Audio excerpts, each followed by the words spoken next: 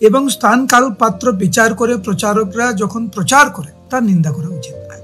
প্রভুপাদ যখন আমেরিকায় যাওয়ার জন্য মনস্থির করেন তখন ওনার কাছে একজন আসেন এবং বলেন, স্বামীজি আপনার আমেরিকায় যাওয়া উচিত না, ওইখানে কোনো নিরামিষ খাবার পাওয়া যায় না, আপনার বয়স হয়ে গেছে প্রায় 70 বছর, ওখানে অনেক ঠান্ডা, আপনি কি রান্না করে খাবেন, ওখানে কিছু পাওয়া যায় না। প্রভুপাদ উত্তর দিয়েছিলেন, হোয়াট ইজ দ্যাট, ওটা আবার কি?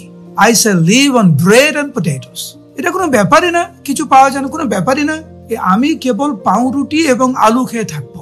এখন কোনো প্রচারক যদি বলে ওই দেশে কিছু পাওয়া যায় না, তাহলে আমি মাংস খেয়ে থাকবো, ওইটা ভুল।